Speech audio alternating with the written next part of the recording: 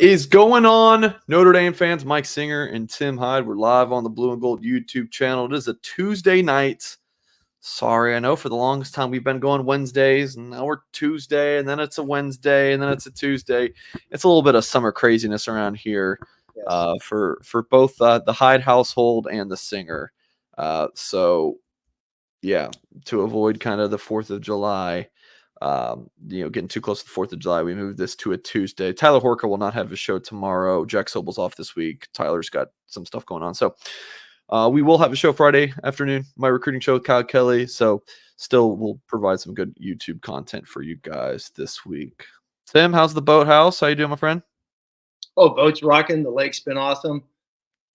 Hopefully it's not too loud outside. I actually just left a little mini bonfire down the road. So I'm like, got to go talk Notre Dame football. See you guys at 9 o'clock. So let's enjoy this show. You got a great topic, by the way. I mean, you told me you had some good stuff. And I was like, whoa, man, I've not been on Twitter, so I need to get caught up, and you got me caught up in some cool stuff you got. So fun tonight.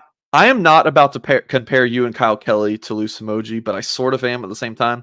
When I did the podcast with Lou before his very tragic and unfortunate passing, I would just like to talk with Lou for 30 to 45 minutes and just get his thoughts on things. And that's what I've kind of turned my show into. My show with you and Kyle. I just like finding topics, and I'll chime in too, but I really like to hear what Kyle says. Kyle has been phenomenal on that Friday show. So if you don't watch our Friday show or listen back to the podcast, we recommend doing that. Then obviously with this one, if Tim and I aren't arguing, I like to hear his insight on things. So that's really a lot of today. It's I see something on Twitter, I bookmark it, we come back to it, and we'll talk about it on a Tuesday or Wednesday night. Oh, exactly. Because in the next 2 months, we're going to be having games and stresses and breaking a million things down. So let's have fun. There's so much info out there after what you sent me. But real quick on Kyle, I love, by the way, the Fridays when he has the complete opposite opinions of you, which is great. Yeah. And I love when he dives into certain things. I'm like, all right, Kyle. High five. Yeah, Kyle. Yeah, Kyle's very good. And when we hired him, I was like, we'll bring him along on YouTube. And no, he was ready to go right from the start. Yeah. And he is not afraid to make a hot take or disagree with me. He's only been covering recruiting for a couple of years. I think he's in his mid-20s. He will just enjoy it. Yeah, I enjoy it as well. Kyle does a great job. Kyle, if you're listening, you better be listening, Kyle. This is where you learn your greatness from Tim Hyde. All right. John says, Singer, did you see the Dynasty deep dive? I did. So we're talking about the EA College Football 25 game. What coaching archetype is it, Tim Hyde? Now, I was eating lunch while I was watching it, but I think like when you pick your coach, you get like a different kind of style or coaching archetype. So as many of you know, on my Twitch channel that I do, here and there late nights, I'm going when that game drops, and I have early access. I think it's the 16th or something, or the 15th. May or may not have taken the day off. I'm doing a Notre Dame dynasty. Tim Hyde's the head coach, and I'm taking it very seriously, Tim. If you Google Tim Hyde coach, you'll see the pictures of Tim with the visor and the glasses. I'm literally gonna go. I don't own a visor. I'm gonna go buy a visor. I'm going to get some dark glasses, and I'm going to play that game as Tim Hyde. And something's going to happen. I haven't figured out exactly what it's going to be, but Riley Leonard will not be available for Notre Dame this season. I don't really know. It's kind of going to be a little role-playing kind of fun deal, but we're starting Steve Angeli. So Steve Angeli. Which, by the way, I don't know. I mean, I got to jump into this real quick, but it's like all this, football stuff. I saw there was like a 6-minute video. I was like, that's going to be my Tuesday night watch little segment, all that. So is the dynasty where you play the schedule, then you go to the playoffs? Is that kind of what that is? Yeah, you play, you recruit during the season, you have transfer portal in the offseason. The last game was NCAA 2014. So it's a lot has changed, Tim. Like, oh yeah, I played that one. And that one, when you had a commitment, it's done. Now they can decommit. Like it's shocking. a whole different world. Shocking. Yeah. Oh man, that's good stuff. My favorite one is if they're bringing back football, they got to bring back the College World Series for all the guys. I love the college baseball game. That was, I think the last year was when Notre Dame went to one of the College World Series, so they were good as hell. All right. That was fun. Jay Carr says one day we will find out the dirt the Jelly family has on Singer. I'm not That is touching great. that. I'm not touching that. Chesty McChester, what a name. Good to see my friend. He says, are you doing a dynasty mode of Goolsby? So I'm going to do a Road to Glory as Goolsby. Road to Glory is when you create a player. So Goolsby, I will play as Mike Goolsby, which will be a lot of fun. Now, is he the middle backer or is that going to be the stand-up Russian? You haven't figured that out yet, have you? Are you going 2004? I'll play middle linebacker. Play middle linebacker. All right, gotcha. Yeah, I'll probably blitz myself every play, but just to keep heat them. Bring 41. Just heat them. Just bring it. Folks, please hit the thumbs up on this video. If you're watching on YouTube, whether it's live or watching back, just really appreciate you making us a part of your day. Subscribe to the channel if you're new here, and if you're listening via podcast, thank you very much for that as well. Please leave us a kind review wherever you listen to your podcasts. I check our Apple podcast reviews like maybe once or twice a year. And, I see our numbers and our podcasts do really well. But I feel like we don't get enough kind reviews. It's a lot of people who leave reviews or leave angry reviews just in the world. Like if you can find the best product in the world on Amazon, you go look at the reviews, you'll find a reason to not buy it. So maybe some more positivity, out there would be great. Appreciate it. Tim, we are going to start by just a general. You look, I text you every morning of the show. I said, hey, Tim, what do you want to talk about? And you said you want to talk about the 2025 class. So 21 commits, currently the number 7 class in the country. Class score of 91, or 91.44, which is just a hair under what it was last year, but Notre Dame still has some work to do. Yeah. So where do you want to take this, Tim? What's on your mind with this 2025 class? Oh, no, it was like I said, it's more of we're going into the 4th of July. The training camp's basically a month away. More of a heat check as we get into who's going to be coming up for, commitment, so to speak. If, we know what Blair's got a date, Hines has a date. No one else has really announced time frame, so to speak. So we'll see how that plays. Sort of. So I think all of the remaining targets are pretty much like, I think we'll find out by the end of the month. Exactly. On standby, so to speak. Yeah, you're right. Yeah. No one's come out like, hey, I'm going to do it July 25th. You know what I mean? Yeah, just the 2, Hines and Blair. Yeah. Yeah, exactly. Just those 2. And it was just looking at it. By the way, On3 put out a graphic yesterday. They were 6th. So Notre Dame's dropped in the last 24 hours. So that's probably what happened. I was like, well, they moved up last week they were 5th. Yeah, so I tweeted that out. They just moved up a spot. I don't know if someone had a decommit, but yeah, they've been 5, 6 for a while, 7. This is why I tell people that, like, the rivals rankings, because I was there for 9 years, like, Notre Dame's always number 1, and it's Notre Dame's got the number 1 class. I don't care. Yeah, like, guys, we know where they're going to end up. It's not going to be in the top 3. It's just not. What? No, I mean, like, what's the highest ranking according to the 4 major sites that Notre Dame's had in the past? I don't know, 5, 6, 7 years. Maybe I think 6. Yeah, maybe on 3 in 2022. The 22 class, the consensus class, 22. Which, when you look back at that class, Tim, already decimated. It's decimated, and on paper, how was that the number 6 class? Yeah, I know. It's wild. Yeah. I think part of it is just because, like, Bama, I think that was the year that Bama, Georgia, A&M just cleaned up. That was the first NIL class. Bama, Georgia, Texas A&M were just so high above everyone else that Notre Dame's just kind of able to, I don't know, sneak in there, if that makes sense. Well, that's but anyways, keep stacking. I mean, this class, obviously, it was up there so high, and every time there's an update, I think they're ranking 14 players now, right? On3s are 14 is their number class, I believe. I think they're up to 14 players. 14, so I know. Speaking of Kyle Kelly, I know he and I were on a message board. This was probably a month ago. We were breaking things down, adding if they got this guy, and didn't get that guy, so to speak.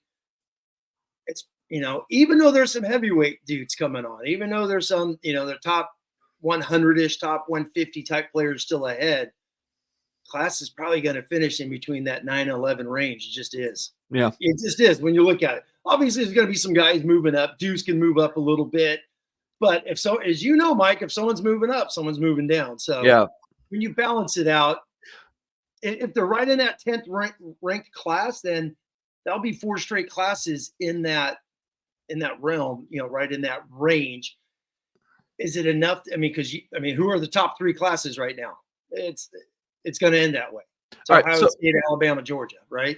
When Notre Dame under like Brian Kelly was always like close, but just need a couple more players, right, Tim? That was kind of the feeling for a while. When Notre Dame was doing that under Brian Kelly, they had classes in the teens, in the 20s regularly. So I think when people see, it's just going to be another 8 to 12 range class, people are like, that's just Notre Dame. Well, let me read you this. This is the On3 team industry rankings. Let's go from 2014. Let's just go a decade. So 2014 was 11th, 15, 12, 16, 14, 2017, 15th ranked class, 2018, 11, 2019, 14, 2020, 18. Okay. 2021, 11. And then you go, so it's kind of all in that 11 to 18 range. 2022, right? Marcus Freeman's first class. He was the defensive coordinator and then a head coach, of course. 6, 10, and then I think they ended up 11 last year. 10, 11 this past 10, year. 11. Yeah, I wrote down 10. I haven't updated this list in a while. 6, 10, 11 for Freeman's first 3 classes. That's pretty damn good. So going from 11 to 18 range, smaller sample size for Freeman, but still 6 to 11. That's clearly taking a step forward in recruiting in terms of on paper, just strictly looking at rankings. So. Oh yeah, without a doubt. We, you and I have talked, 100 times about there is a giant leap. There is, no doubt about it. Freeman is bringing in, more difference makers, especially at the top end. Still a ton of, threes, just like, obviously the Kelly class. And that's, I get, God, I feel like we chatted about this a month or two ago where like it's always those expectations when he got hired of, okay, he's going to go get those guys. He's going to go get the Justin Scott, just using him as an example is all from last year, so to speak. This year would be, God, I can't even think of anyone that if they don't get like a Derek Meadows would be someone. Meadows would fit into the Scott kind of character. Yeah, a couple other guys that have visited. It's constantly always trying to get one more elite guys. Outside of I guess a couple DBs in this class, it's still, obviously Deuce is highly ranked. It's solid. There's I'm not complaining about anything. It's consistently solid. Can this staff, then take these 10s and go beat the 1, 2, 3s in the playoffs? That's always going to be the bottom line. Yep. And that's one of the things I love about, when Mike Goolsby's on, is he always talks about constantly looking at recruiting as a championship. Is that guy a championship football player? And it's true. Is he a championship football player? Can that dude beat Alabama in the Final Four? And I think that's something I think people need to constantly look at. And I have no problem with that because I think it is true, especially when still looking at receivers, DNs, major positions. Notre Dame's probably is still a step behind when you look at overall. So we got into this last week when we had the whole Forbes top 10 list. That was a shocking debate to me. But Notre Dame, to your point, Tim, not all the 5 stars are visiting Notre Dame. They're just not. Yes. I don't care who you get on Notre Dame stuff. Like, people complain about some of these things, but like, I don't know. What do you want Notre Dame to do differently? Like, you want them to change the academics? Do you want them to pick up the school and place it in Georgia? Like, so what can Notre Dame do? Like, we know that Marcus Freeman is working his ass off as a recruiter. Like, I talked to Tom Lemming. You can find the story Blue and Gold that I posted on Monday afternoon. He said that this is, and we know Tom Lemming loves him some Notre Dame. He said that this is the best Notre Dame recruiting staff since the late 80s. This guy is a huge Notre Dame follower. So we're taking that from him. So, like, what can Notre Dame do? Like, this is not the late 80s when kids just would sign up to go to Notre Dame. Kids maybe are not signing up. Things are a lot different. So, Tim, what can Notre Dame do? They have to be able to beat those teams. I mean, you got to get those elite academic talent, like the guys who are just elite, who are very into academics. You got to go get them. Can't be losing kids to Stanford. You got to outcoach. Looks good. OCDC. I mean, Golden and Denbrock are really good. And then if you're going to be a developmental program and you're going to have to take some of these 3 stars, like a Gordy Solstead, not very highly ranked, like some of these guys with lower rankings but bigger upside, you have to hit. That's kind of it. You got to hit. You got to hits on some big time guys for sure. But Notre Dame's, I just don't think is ever going to have a class full of Deuce Knights and Ivan Taylors. They're going to get a few, and then they got to develop and coach better. So that's kind of a long way to say the obvious. And as an old timer and the other old dogs that are listening and watching, it's like, I mean, this is me. Notre Dame's always had that issue with the South. So when you go get a Derek Brown, the National Player of the Year, and the 1987 National Player of the Year out of Florida, he comes to Notre Dame. He still had to bypass 50 Southern schools to come to South Bend. South Bend, still, it's the same stuff. It's always been that way, and it's hard. So yeah, I mean, Freeman's definitely working harder, no doubt about that. Someone, I think it was Jay Carr, just said you got to win the big game. Yeah, that's going to happen game 1. Then you're going to get another one with Louisville. You're going to get another one with Florida State and another one with USC at the end. Yeah, you got to win those games. You got to, and it's been so damn long. It's beyond frustrating. That Oklahoma State game was so close. Oh my! I mean, seriously, oh my God! I actually think of that quite often. Like, that's all. Every time you see those stupid graphics, that's all you have to do. You're up 28-7. Don't get me pissed. But it's like you blew that thing. But anyway, but you talk about you got to hit on the 3 stars, Mike. You got to hit on your dudes too. Yeah. Freeman gets hired. Freeman, as I've said, the Notre Dame fans are doing cartwheels and getting high fives when Tyson Ford comes along, and he's going to play as much as me at Notre Dame. Yeah. So he's a top 100 player, hasn't hit. Sneed's a 5-star according to On3, going into year 3, hasn't played. Emil Wagner, a 5-star going into year 3. He's in a battle, of course. But then you get your top 100 Tobias. You get your Braylon James. Those dudes are gone.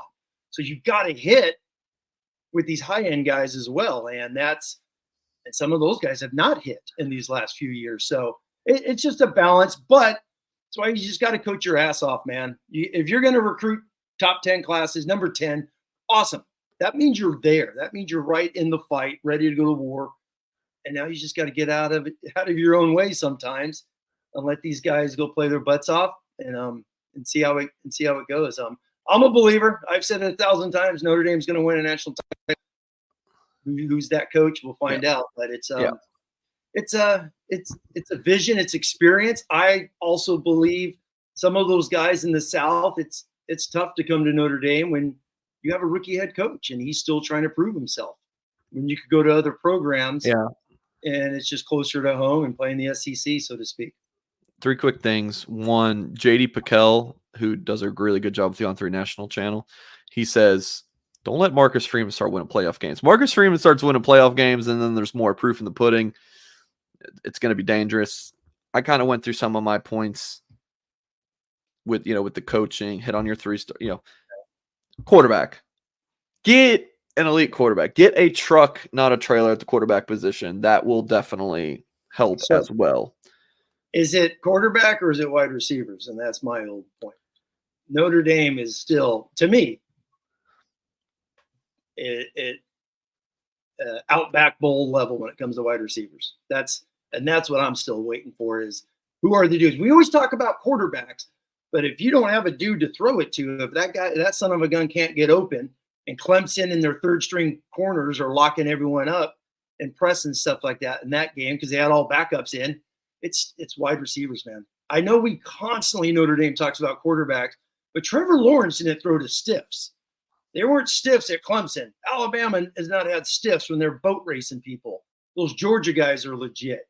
Hell, Washington had 3 guys drafted in the top 90 picks last year, so and they get to the title game. Still wide receivers, and that's just my humble opinion. That matters so damn much. Yeah, it's a team game, and then like a quarterback can't do anything if he's got a pass rusher in his face in a half a second. So yeah, it's the whole thing. But an elite quarterback makes it to where your receiver doesn't have to get as open. You know, I don't know. I always hear elite quarterback. It's okay. So that's the accuracy, right?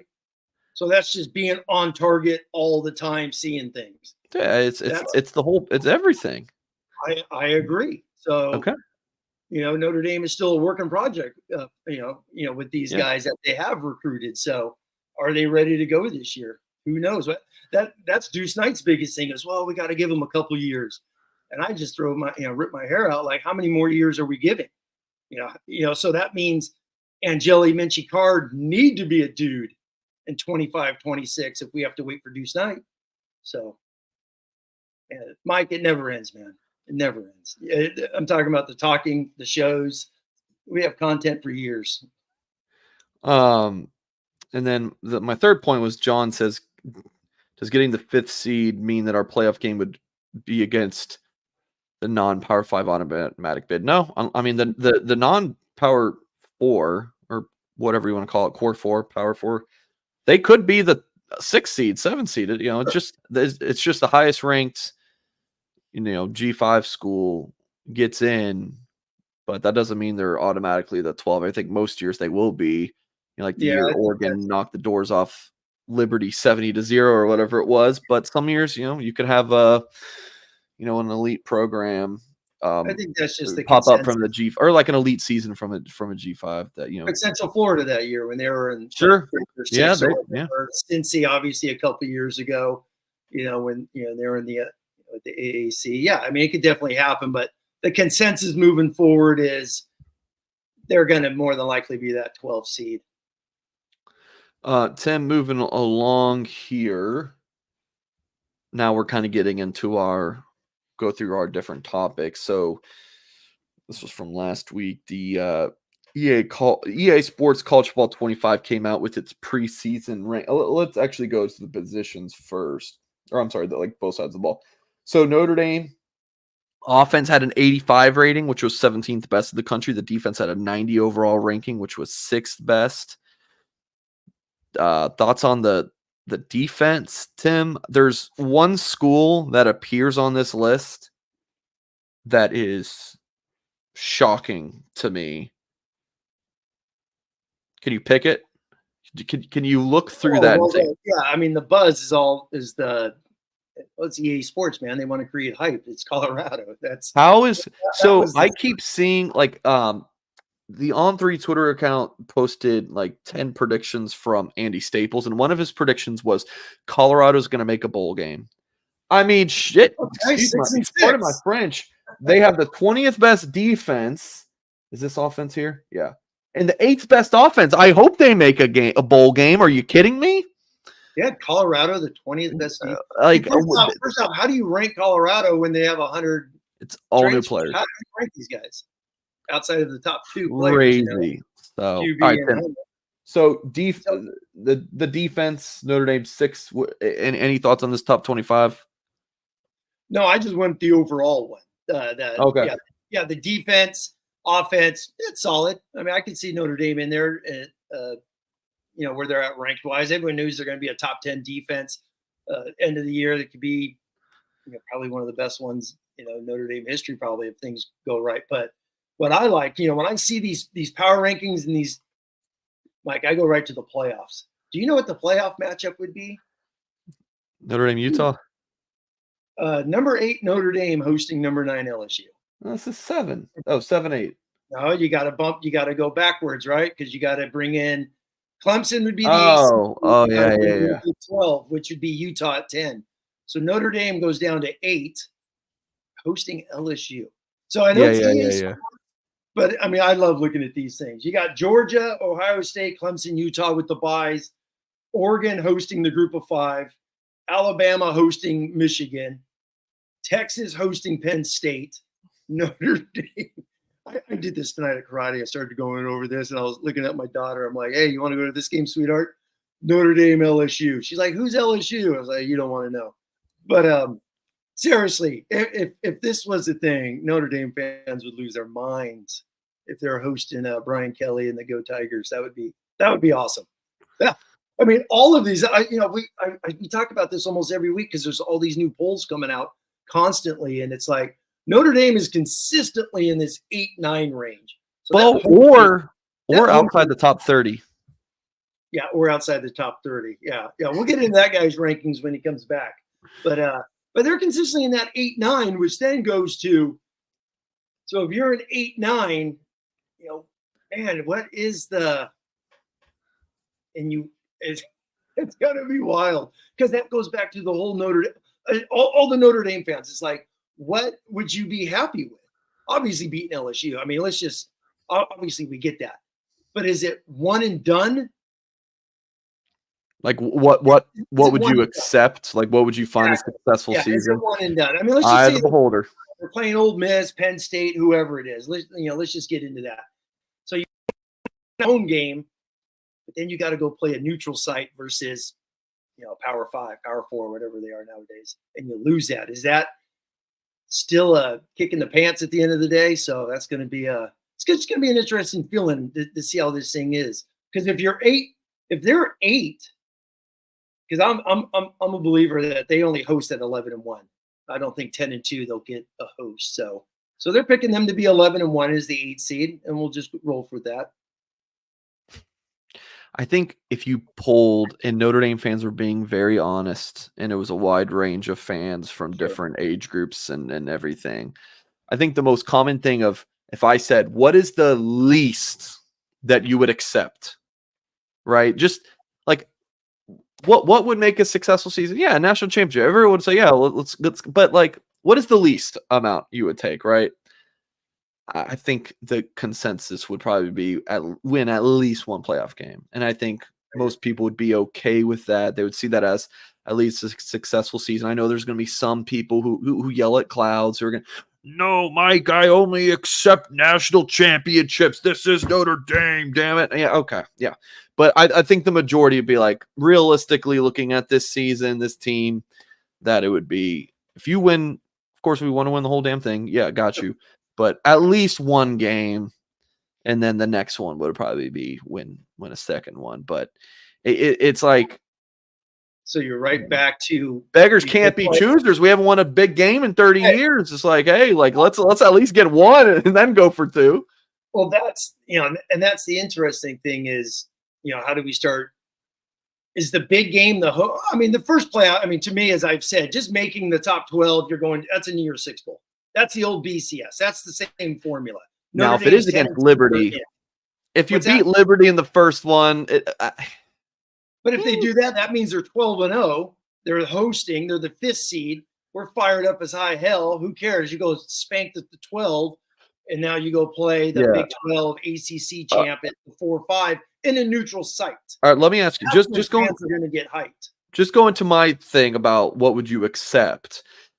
And I said at least one win. But if that one win is over a Liberty or whatever group of 5 it is, and then you lose in the next round, I don't know if that changes a whole lot from how we feel about, Oh, I agree, because you go to a neutral site and you go play Georgia, Texas, Oregon, Ohio State, and you get your head kicked in and lose, then it's like, all right, great.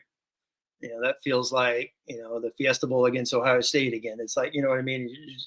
You have that feeling again. So even though, technically you won the first round playoff, which is a big game. I mean, you got to start considering those as a final, a New Year's Six type thing. I'm with, like Mark with Glass's Final Four. I'm a Final Four guy, college basketball fan. Man, Final Fours are where you get the Final Four. Holy moly, man. That means you won that home playoff game. You won a neutral site against a heavyweight program. Yeah. That's the other thing. You're going out beating programs. So So what do you think Notre Dame's going to end up? Seriously, man, I am I really don't know. The schedule is where that's one of your topics is what it is. To me, it's going to come down to wide receivers. People are so freaking hyped about Notre Dame's wide receivers. I'm massively skeptical. Just am. I've watched like Bo Collins. I watched his every single catch he made the last couple of years. He's awesome intermediate wide receiver. Can you run by guys? I have questions on that. So Chris Mitchell. If Chris Mitchell plays like he did at FIU, that's the kicker. Can that guy do what he did at FIU at Notre Dame? That would be unbelievable. Tim, we're going to move along. Folks, please hit the thumbs up. Thumb up little button here if you're watching on YouTube. And, of course, subscribe if you are new here. blueandgold.com is your home for all things Notre Dame football and recruiting coverage. So if you want more content from myself and our incredible staff at Blue and Gold, get Tim on the message board. blueandgold.com is the place to be. We got this news. What was this? The 27th? I can't remember what day of the week that was. The Megaphone Trophy rivalry returns. You got South Bend, Indiana, Notre Dame, Michigan State, September 19th, 2026. So this is just in a couple years, Tim. And then East Lansing, September 18th, 2027.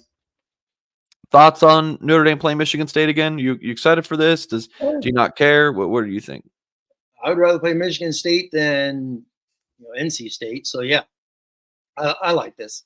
I like it. I mean, it's number one. It's NBC. It's all those things. Big Ten. But I know this was announced like 6-7 years ago with them and Purdue. We're going to be playing games. Purdue's on the schedule like 4-6 games over the next 10-12 years. I know MSU came back as well. So it was cool to see the dates. To remember, oh crap, yeah. Oh yeah, I remember when they talked about this before. So that was cool to see it. And hey, anytime you get to play this is a huge rivalry. These guys don't like each other. They've played each other a billion times. So it's nice to see them back on the schedule. And NBC gets a win out of this, don't they? They get a big win out of this. So it'll be fun. Tim, we have a lot to talk about still, so I don't want to spend too much time on it, but I bet we're about to. Oh boy, we talked about this a lot on my Friday show. What is this? And with Con, I think we have two talking about rivalries with Notre Dame. Have we? You and your USC take. I won't talk about that. What even is my USC take? On the message board, you're saying it's not really a rivalry or something like that? I think it's a top 5-10 rivalry of all time. But right now, it's cute. It's got great history. It was cute 2 years ago. It won a Heisman for a guy. It knocked one team out of the top 10 last year. National, it's a big game, Mike. But it's 2012. Is it a 5-star? Is it a 5-star? I think historically it is. Ask the TV guys. Ask the TV peeps. Yes. It's a 5-star rivalry. It is. This is coming from the SoCal guy, though. So I'll tell you, Mike, Notre Dame's 12-0 going into the Coliseum. It's a big game. Yeah, give me those. Give me more of those. Sure. Well, they're both good. And there's been plenty of crappy games, just like there's been plenty of crappy teams in the Alabama-Auburn game over the last 25 years. But it's the Iron Bowl, Michigan, Ohio State. Michigan couldn't listen. I'm reading the chat, guys. I'm not saying it's it's like I just said. It's still like a top 10 rivalry, top 5 rivalry of all time. But like, are you kidding? Look. Heisman's are awarded. I mean, Notre Dame. USC. Palmer clinches the Heisman against the O2 team. Leinart clinches it. Bush is amazing. Dude. That's a long time ago. I'm talking. What have you done for me lately with this? I'm talking about right now. Wisconsin 22. If Caleb Williams doesn't pull his hamstring in the second quarter, USC's in the Final Four. How did they get there? They beat Notre Dame. If Notre Dame and Marcus Freeman in his first year beat SC, Notre Dame's in a New Year's 6 at 9-3. They would have been in there. They're like 14th going into that game. They would have been in New Year's 6. This game means something each and every year. Obviously, there's going to be down years. Like they both sucked in 2014, or SC was good. Notre Dame stunk at the end. Look, this is very much what you take as a rivalry. Like Adam just said, no rivalry is more national championships and Hall of Famers. Yeah, I mean, but like Army Navy is one of the greatest rivalries, but they don't quite have that. There's just different takes on it. I think that Notre Dame USC is great, but it lacks the geography. So this brings us back to Notre Dame Michigan State, where I'm very happy about this. I'm very happy about this coming back. I want Michigan back, and I'm happy about Michigan State. USC rivalry is great, but I just don't think it doesn't do as much for me now as it did when I was growing up watching, Brady Quinn and Matt Leinart, like those years. Brady Quinn got boat raced in every game at 05, so those weren't fun. I'm just saying, like that era, the 2000s era. Yeah, the SC spanked the crap out of Notre Dame for 8-9 straight years. Outside of the 05 game, they're all ass kickings. It wasn't fun. I remember the 05 games the most. They weren't fun. They weren't fun. Even the Holtz, when Holtz won 13 in a row, or with the tie, the 13-14 game winning streak between Faust and Holtz, they were nail biters down to the end and whatnot. So, I mean, I've given this stat a ton. Notre Dame has not beaten a ranked SC team since 1992 in the Coliseum. That's how hard it is to win in the Coliseum. Yeah. Yep. Hard. That's why Yeah, I mean, God, man. That is one of my points about why when people shit on the schedule for Notre Dame, I'm like, do you know Notre Dame does not really win at USC? So it's not as easy schedule as people think. And then hold on. Then someone mentioned something about SC or something. I won't linger or anything, but someone was talking about, it's not it doesn't mean a lot for SC fans. It means a ton. I know a ton of SC alums. We've talked about it because this rivalry could die here in the next 2 years. And SC fans they've all told me, everyone's writing letters like, you got to keep this. So this is everything I've said so far. That's been my take. But my strongest take on the rivalry thing is, are you each other's biggest rival? Notre Dame will not be Michigan. Like if the Notre Dame Michigan State rivalry really kicks up, they're playing each other every year now. Notre Dame would never be Michigan State's biggest rival. They would never be Ohio State's biggest rival. They'd never be Michigan's biggest rival. Right? You follow me, Tim? And then you have other. I'm sorry. Yeah, but then like Purdue, Indiana, Northwestern, that doesn't matter to me. So my take, while I might be, people might be disagreeing with some of my stuff that Notre Dame USC is not what it used to be. That's fine, but I am thankful for that rivalry, because without Notre Dame USC, Notre Dame does not play really any big time national rivalry games, in my opinion. Like they just don't. So I'm thankful for that rivalry. No, and that's a good point, because Notre Dame's always been one of those programs that will play anyone, anywhere. Obviously they've always kept Purdue, Navy, Michigan State historically over the years. Them and Michigan, hate each other, so they've taken breaks here and there. I mean, the one for me as a Notre Dame fan, the game I want every single freaking year, I want one of the Florida schools. I just wish Notre Dame would just be like Florida State, Miami, we're playing you every year. I just wish they would just do that each and every year. With SC, I'm a little worried with SC and Notre Dame moving forward, but with Michigan State and Purdue signing on to play Notre Dame, that means they're going to play 10 Power 4 games. I think this SC thing is going to get worked out. As a Notre Dame fan, people, I'd love to hear their take. I would love to see Notre Dame SC play game 1 each and every year moving forward. I think that'd be awesome. Okay. Because I don't think SC wants to play Notre Dame at the end of the year. Totally understand that.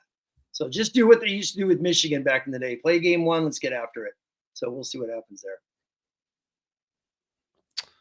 there. Folks, if you're looking for some unique Notre Dame memorabilia, one-of-a-kind Fighting Irish items, you really can only find it at one place, and that is, of course, Augie's Locker Room. Your destination for Notre Dame Stadium pieces, jerseys, helmets, autographs, and one-of-a-kind Rockney items. You can find Joe Montana exclusive signed items and famous sculptor Jerry McKenna's replicas of the bronze statues around the stadium. Augie gets new stuff in all the time. If he doesn't have it in his store, he's going to go out and find it for you. So visit Augie, new location, 1733 North Ironwood Drive in South Bend.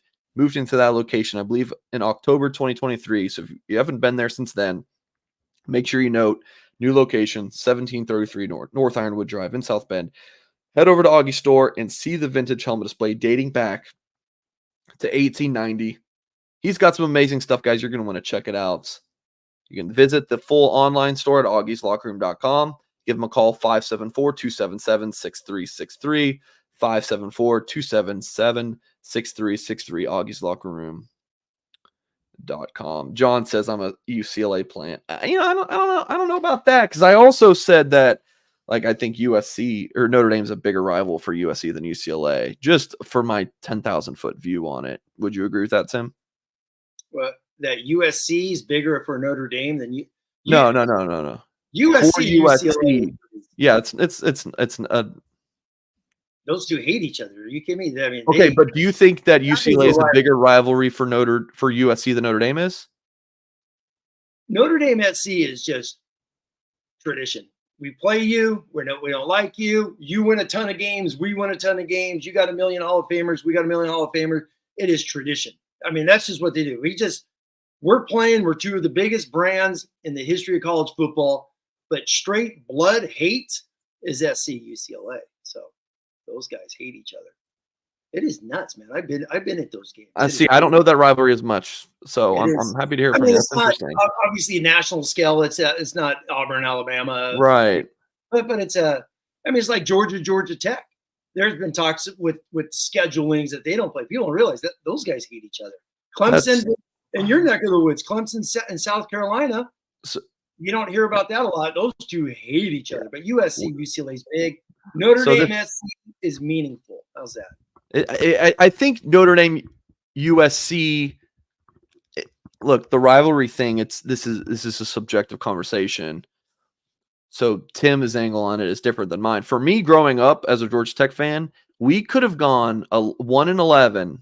If we beat Georgia, I'm good. I am very happy. I would take that over 11-1 and lose to Georgia. Like it is about hate and passion and dealing with the other team's fans all the time.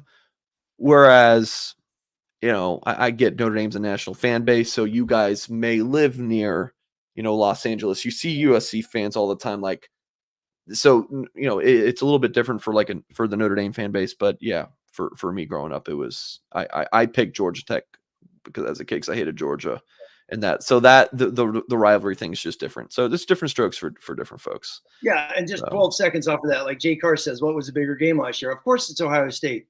Notre Dame hasn't beaten Ohio State since the 1930s. That was a way bigger game because it was a chance to beat those dudes. They play SC all the time. So that's different. Ohio State's Ohio State when you haven't beaten them since none of us have ever been on this earth. So there you go. Yeah.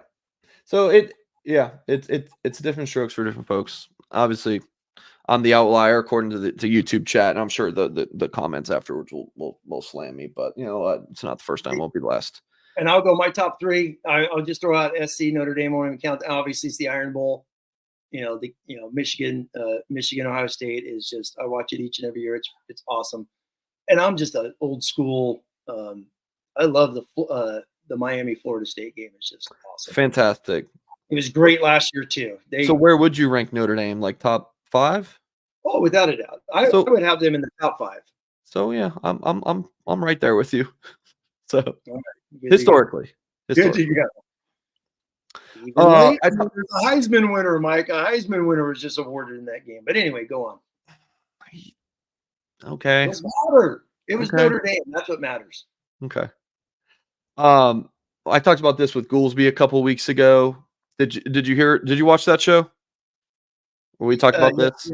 Yeah. I caught up and got into it. So you heard my take. I was like, to me, sure, maybe this, and I'll read the quote for people watch on or listen via podcast. Like, yeah, maybe this person was kind of taking a shot at Freeman, but I took this as a huge compliment to Freeman hiring Golden and Golden just being a great DC. So an anonymous coach to Lindy Sports said Marcus Freeman hasn't exactly been Newt Rockne over there. I'll tell you what, the real glue to this team is Al Golden. So he's basically saying Freeman's not the greatest head coach.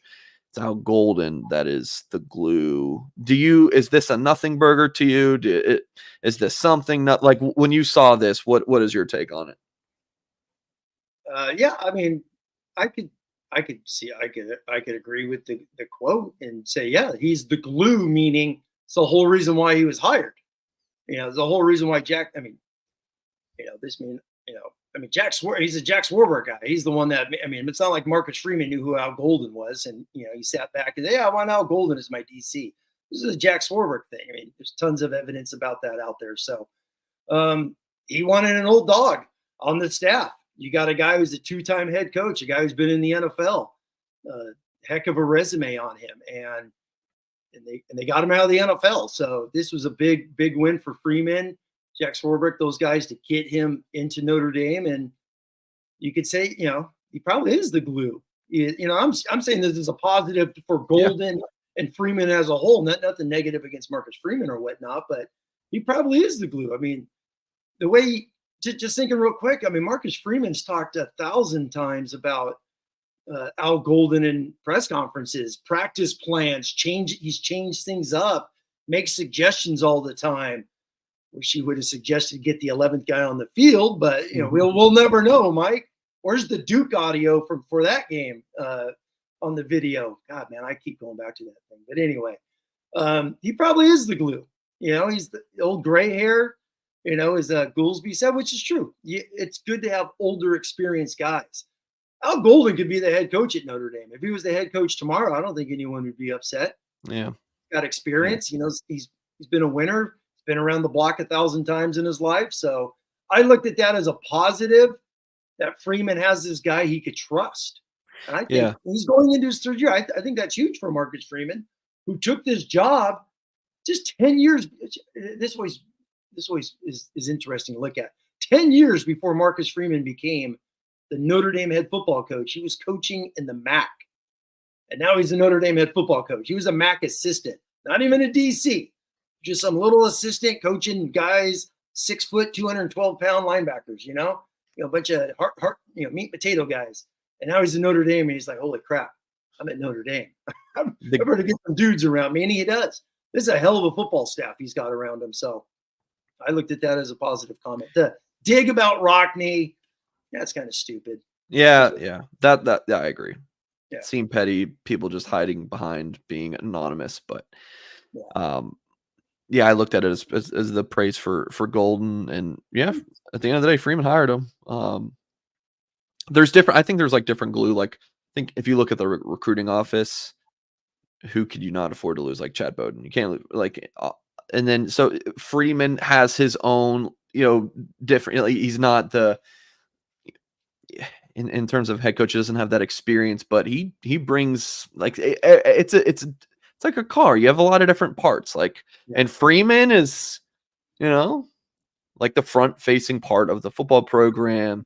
Like an Al Golden might be your engine, or it might be an important part of your engine, something like that. So no, I mean, he's the Notre Dame head football coach. He is the face of the program. No one's, Al Golden's not going on ESPN to do 10-minute interviews with the podcast guys when they do all that stuff, and he does his May circuits and all that when everyone's on the road. No, but he's the glue. He's probably the old guy in the room. Now Denbrock's got a ton of experience coming on. McCullough's got a Super Bowl ring. You got a bunch of other young assistants all around as well. Joe Rudolph's been a hell of a football coach. It's a heck of a staff, I feel. So a lot of pressure on those guys this year. So let's go have fun. The College Football Report is a fan Twitter account that I found a couple good stuff from them, and I guess they've just been hitting my algorithm. So this is number of college football playoff top 25 finishes from 2014 to now. Bama, Ohio State, Clemson at 10 apiece. No one with 9. So from, again, 2014 to now, we got those 3 at the top. No one with 9 times. And then in the 8 times category, you got Notre Dame, Oklahoma, LSU, Georgia. Something or nothing, Tim. I mean, it's obviously something, but how much of a something is this? Like, when you see this, what's your take? Well, this is a better list than the other one I saw last week when it said BCS New Year's 6 bowl wins. So this is a hell of a lot. Shoot, I saw all these schools didn't see one that I followed my entire life. So yeah, this is a hell of a list. How's that compared to the other one I saw? But no, it's. I mean, you could even go back 2 years. The year 3 for Kelly, 12 obviously went to the title game. 13 they finished in the top. I think they finished 20th that year. So you got a couple more ranked squads on there. So no, this is all about the reboot after the. Mike, thank God we did not do a show in 2016. Do you know how bad it was that year? You have no clue. It was bad. Okay, so since then, Notre Dame's is in the talk all the time. So now they just got to get up in there and get some big wins and keep marching. But no, that's the way I look at it. Over the last 10 years, so when you hear all these idiots, I should have used a nicer term, right? But idiots are what they are. Say Notre Dame doesn't matter. Notre Dame doesn't play anybody. Notre Dame doesn't do anything. Well, idiots sounds good. They're winning enough games to be ranked all the time. So it's like, give me a break. So it's just people being people. How about Navy on here? How about Navy on here? Yeah. I mean, Navy's love that. Navy's on there as much as A&M. Yeah, Navy. Yeah, Navy's tied with A&M and ahead of the U. Who would have thought that? So that's when you see things like that. Missouri. Jack Sobel input that one on this one. So I had no idea Missouri's been like that. So that's interesting. And then lastly, easiest. No, I was going to say you had a great one I did not see until today. What? The fan base one, the Fanatics. Oh yeah, where is that? That was a great one. I love that. I just saw that today for the first time. Oh, I skipped it. That was supposed to be earlier. All right. Yeah. Hold on, I got it. I thought that was pretty cool. All right. Well, I'm just going to read this real quick. We're not going to talk about it, but easiest schedules in college football. Sure. According to the ESPN FPI, Notre Dame was at 19 easiest schedule according to the power conferences. So, pretty easy schedule. Not the easiest, but yeah. This was from. Oh crap! I just clicked on the wrong link. Sorry. Now this is the same at Twitter account, but this is very much subjective from him rather than pulling data from elsewhere. But he said college football fan bases by category using each team once, and then he has a disclaimer at the bottom. Each team can only be used once. So the biggest fan base, Texas, Notre Dame, and Ohio State. I like that. I think that you got a national. Ohio State's like 60,000 students, I believe. So they're just passionate. I mean, I've been to the 2 Fiesta Bowls against them, and that place is a zoo with people from Columbus. So not fun. And Texas is Texas. I mean, Texas is such a big brand. It's amazing how they have one national title since the 70s. Since the early Darrell Royal. That one Mac Brown. That's always been a crazy. They just had. I mean, that's a program that hasn't been over the hump enough. And Notre Dame's just a national brand, man. They could go all over the place. That's why we're talking about rivalries and schedules. They play so many different people, so it's hard to have, rivalry, so to speak. I love the Loyal one. This was because which one? The Loyal? Yeah, the Loyal. I like Nebraska football, and I'm, obviously grew up in the 80s and 90s, and they were just rolling people. That place, and I always go back to the 0-1 game when Mike Goolsby and company went and played there. That place was a freak show. That or Sea of Red, obviously at home as well, but definitely Loyal. A&M we're going to see loyalty game 1, and Michigan's Michigan. So I won't say much on them. Active. I didn't get that. Is that not like 3, like big time blue bloods? Michigan State, Missouri, no Oklahoma, Oklahoma State. Okay. Unless they're active, I have no idea about Missouri. I do see a lot. Just for talking about is like Twitter. I see a lot of Missouri. I don't know about as much Michigan State. Yeah. Dan Devine, Rowdy. I love the Rowdy ones because this goes back to the conversation last week with stadiums. I mean, the chop in Doak Campbell is intense. Jordan Hare is intense, and Alabama's Alabama. So yeah, toxic. You get 3 SEC schools. Passionate LSU, Clemson, Penn State. Sure, yeah, best group of 5. Liberty, App State, Boise. I would 100% throw USF probably over. I don't know, App State. Boise travels. Wait till Mike, do you want to see a blue out next year? I bet you Boise's coming in there and buying tickets like mad next year when they come to South Bend. Boise Yeah. travels. The non-existent. You got Miami and the two LA schools. Or Los Angeles guys. Yeah, I mean, non-existent. They weren't. I mean, believe me, when that sea's rocking, you can't get a ticket to the Coliseum. I found that out many times. I've been in that thing when it's standing room only and loud as hell. But the Miami one is some of the pictures of them, the pictures of USC 15 minutes before kickoff, when people always post those on Twitter. It's just legendary. And the Rose Bowl is the Rose Bowl. You know, people wait for January 1st. Going back to the rivalry thing, Tim, it's just the more I'm thinking about this, I'm like, man, I'm just so disappointed in USC, right? Their fan base in the non-existent category. I mean, like, that's a part of it. For me, that's a part of it. So it just makes me. But the crowds when Notre Dame is in the Coliseum, or it's places packed. Yeah, it's packed. They don't like each other. I walk around with Notre Dame gear all the time, and you boo, hiss, throw an egg at you. It's just what it is. It's just fun. The toxic one, because those three fan bases, I wonder what toxic. I didn't know if he had an explanation for that. Is that just they're just a bunch of angry people? But I've heard nothing but good things about Georgia. I love when Notre Dame plays in Rocky Top. I think that's one we talked about would just be awesome to see more of. And the Swamp, I thought the Swamp would be up there in the rowdy category. So because that place is just a zoo. Yeah. But maybe they're just nuts and just throw beer all over the place. I don't know. But the toxic one. I mean, hey, well, Notre Dame's obviously Rocky Top went to Athens, and if they keep this Swamp game on, they'll be there in 7-8 years. Trash with the $10 super chat says, got my glossy blue and gold Notre Dame football preview today. So worth it. 10 out of 10. Like this video, subscribe, get stuff from the shop and locker room. Look forward to this issue every year. Trash, you can pick up your check right after the show for your paid sponsorship. No, I'm kidding. Seriously though, I appreciate it. And for folks who have not, if you missed the pre-order, you can still pick up the blue and gold illustrated football magazine, still, I believe, for free shipping. So you go to bluegoldonline.com. Let me throw this in the chat real quick. Bluegoldonline.com, or let me throw it on the screen. Just click on reserve your copy right here. And there you go. You got different mailing options. You could do just digital access for $10. And it's pretty simple. So special offer. Get the preview for only $18.95 when you order with the BGI magazine subscription. And I believe you can still get free shipping on it as well. But I might be wrong. I don't know.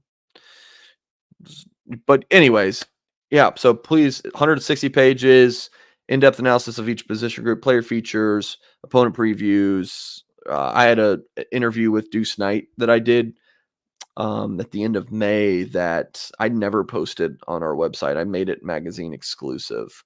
So some good stuff in there. He talked about, his time throwing with Riley Leonard and the guys. Went through a lot of good stuff. So you can find that bluegoldonline.com. Real quick. Yeah. I don't have a, well, I'll wait. I'm going to check my mailbox today to see if it arrived. First thing I always do, I always go to the predictions. Dying to see what everyone predicted. I'm sure no one's lower than 10-2 with this schedule. So I'm trying to remember what I picked. Well, when you get it, you'll have to let me know what I did. I don't remember. It was so long ago. I think I did 11-1. So 11-1 with the home game against LSU, Mike. We'll take the EA Sports. Folks, what is that ticket going to be with? I mean, you do all the. What would that ticket be? 500 plus.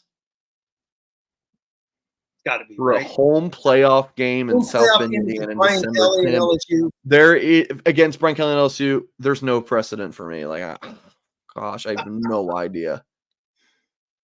Yeah, it would have to be over $500 just to get in the door. Oh yeah, exactly. I'm just saying, just get in the door. All right, let's hope EA Sports is correct. All right, that's going to do it for tonight's show. Please hit the thumbs up if you have not done so yet.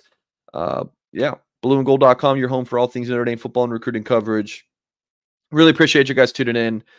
Will we be live next week, Tim? I think next week's pretty normal for us. Wednesday night, Should be. Tuesday night, something. Yeah, it should be. And then we start our Tuesdays coming up with your engagements starting here soon. Yeah. All right. Really appreciate you guys for tuning in. And as always, we will catch you next time.